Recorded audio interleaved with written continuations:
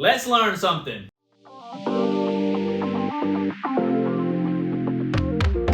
Today we're going to be talking about the book of Ezekiel. God didn't exile the Israelites just to punish them. God does not just punish people for punish's sake, alright? Rather, He intends to punish people as a means to an end. He does this to bring people to repentance, and humility to bring them back to Him before the one true God.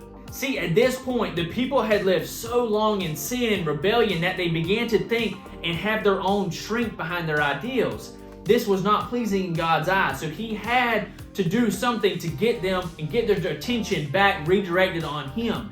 So after centuries of warnings, prophetic messages, and invasions, God decided that the most significant action was required. He had to do something very dramatic, very drastic in order to get these people to turn to God. And so He had to remove them from the promised land. That's kind of a summary of the book of Ezekiel.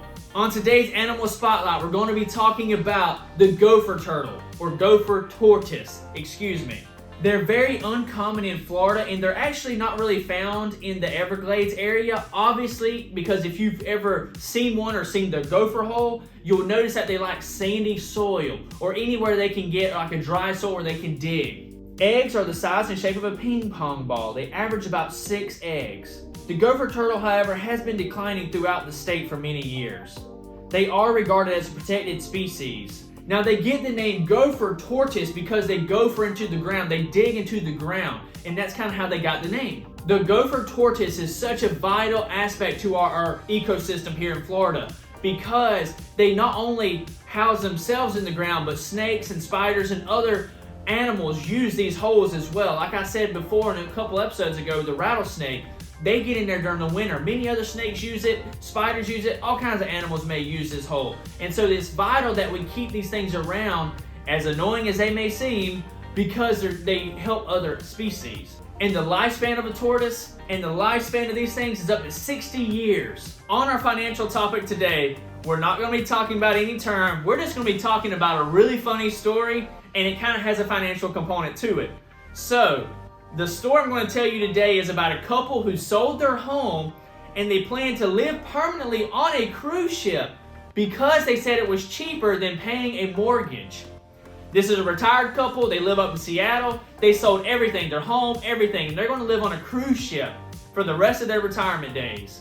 And they said it actually only cost them about $43 a day, and that was housing, meals, entertainment, transportation, obviously. Everything like that was covered for only $43 a day. That's wild. That's crazy. But hey, it just goes to show you that there is hope for whatever dream you want to do in retirement, you can do. If you want to go live on a cruise ship, you can. Retirement's awesome, and I'm so happy there's so many people enjoying retirement. I'm ready to retire right now, but unfortunately I got a little while to work before I can do that. But hey, nonetheless, hope you enjoyed this little story. On our History Spotlight today, we're going to be talking about the history of the Democratic Party. The Democratic Party is actually the oldest voter-based political party in the world. It all started under President Andrew Jackson, Martin Van Buren, and James Polk. So we know that the Democratic Party today mainly stands for higher taxes, more equality, quote-unquote, but it's more of like a socialistic approach now. Now, I'm not saying older Democrats may not believe that, but the Democratic Party today is more so towards a socialistic approach with social rights, civil rights, all those things. Not bowing either way for Republican, Democrat, either way. I'm just kind of giving you an idea of what they kind of stand for. Another way to kind of look at the Democratic Party is that they believe society is a problem, whereas the Republicans believe the individual is the problem. Either way you look at it, I highly encourage you to do your research. Know what you vote and stand for, because how can you stand for something if you don't know it, right? Because if you don't stand for something, you'll fall for anything. And so I encourage you, do your research, know what you stand for, know what you fight for, because sometimes, believe it or not, you may be fighting something you don't believe in. And inspiring quote of today is, "It is better to fail in originality than to succeed in imitation." Hope you learned something today. See you soon.